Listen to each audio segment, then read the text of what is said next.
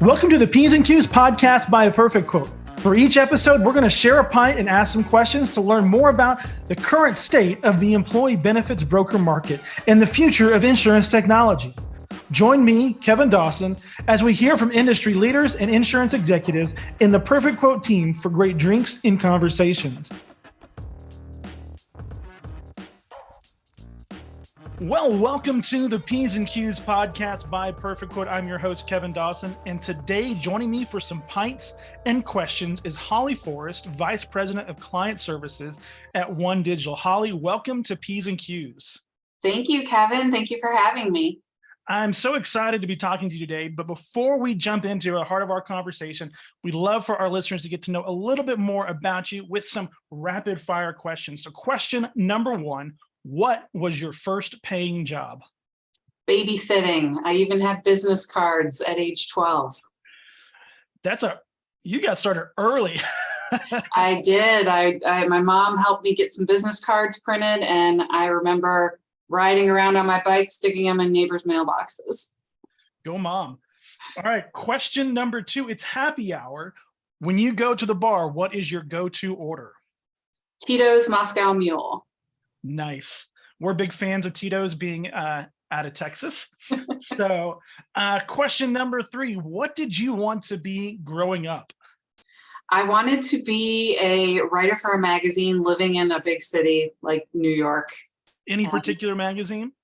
I'm sure as a kid, it was probably thinking along the lines of Glamour, Cosmo, something like that. But needless to say, it didn't play out that way. Nice. All right, last question. Podcast or playlist? Podcast. What's some of your go-to podcasts? My favorite is probably Modern Love. That is one I discovered through NPR, and it's very entertaining. Love to listen to that one. Nice. I'll have to add that to my list. All right, Holly. So tell us, who is OneDigital? So OneDigital is a comprehensive workforce strategy advising firm. I know that sounds like a lot, but we've grown quite a bit over the years, and we provide solutions for everything from employee benefits to retirement and wealth, property and casualty, PEO, pharmacy spend, you name it. We've got offices who specialize in it, and we partner with all of our field offices and the expertise that they bring into the picture to offer holistic strategies for your workforce and everything that is all things benefits related and more. So many people think of us as a one-stop shop now for everything that they need to keep their employees happy, healthy, wealthy, and thriving. With that many levels of service and taking care of your clients, what have been your biggest challenges as a business over the last few years? I would say hands down, getting everybody's data into the system and integrated has been probably our biggest challenge. The side of the business that I'm focused on is the employee benefit side of the house. And in our region, we are completely attached to the data and our system. So we consider ourselves super users of our CRM system. And, you know, the old joke is if it's not in D365, it didn't happen. When you're bringing on agencies across the country and sometimes in different verticals, they may be using a legacy system to manage their data. And so getting all of that integrated and getting some of those folks comfortable with using a new system, at least on a high level basis, can be a challenge. Absolutely. I know that anytime you're implementing technology, especially in an organization as large as OneDigital, sometimes it's like pulling teeth to get things going, and it's almost like also trying to push a train. So, you know, when y'all are implementing new technology, whether it's something like PerfectQuote or another platform to help create efficiencies in your organization, what's that process typically look like in order for you to be able to say that this is a successful implementation? Yes, well, great question. And I think it starts with identifying the problem you're trying to solve and then identifying what success looks like.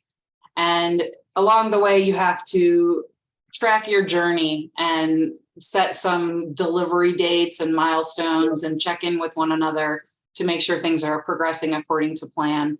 I think if you avoid those steps or gloss over those steps, that's when there can be miscommunications between what's being developed and what's actually delivered. And we've learned that the hard way over time. Not every implementation goes off without a hitch, and we carry those lessons learned with us into the next big project and try and just improve upon things that maybe didn't go so great with the last one. Gotcha. I know that everybody wants to highlight the success, but sometimes we learn our most from failures of trying things, because the best thing we can do is to try and fail sometimes. And for OneDigital, when you were trying something that didn't quite work, um, you know, what was the impact, on the team, really, because they're the end users. What was that impact like for them to say, okay, hey, this didn't work and we need something different? Yeah, that's a tough situation to be in because our business isn't slowing down or pausing for us while we're trying to figure out what's the best way to move forward. I think that involving the right stakeholders out of the gate and then bringing stakeholders in to participate in the process is important. We try not to go down a path in a vacuum where we're not considering either the impact to our consultants or producers. If we go down a certain road, we let them know what it is we're trying to accomplish and how it might change their day to day. And then if we're following best practices and adhering to the guidance that our PMO will offer us in terms of implementation, we should be not getting too far down the road without having those regular check-ins to make sure we're not spinning off in a direction that we don't want to be in. But when something does not go according to plan or doesn't turn out the way we had hoped, I think it's important to do a post-mortem and just debrief with one another and figure out where things went off the rails, particularly if there was a lot of resource time or cost that went into the project. Folks are going to want to have answers for that. And it can make people reluctant to participate in the next project if they feel like the one that maybe didn't go so well was not managed as well as it could have been. When I think about change, especially when it comes to the insurance industry, it's a very reluctant industry to want to make change, and technology changes is definitely one area where you have some organizations who fully embrace technology and others that don't embrace technology. Like today, I was trying to upload a claim to Blue Cross and they want me to mail it in. Like, come on now. Yeah. And so, within the insurance, how do you make a change in an industry that historically doesn't want to? Well, it's a huge challenge for sure. And I think it starts with being able to leverage economies of scale. And so that's one of the great things about being part of OneDigital and the growth that we've experienced is we are now 85,000 clients strong and we have a big market share. And as a broker, that becomes important to be able to have a seat at the table with our carrier partners and help shape the direction that some of these, tech forward ideas are going to have on the industry.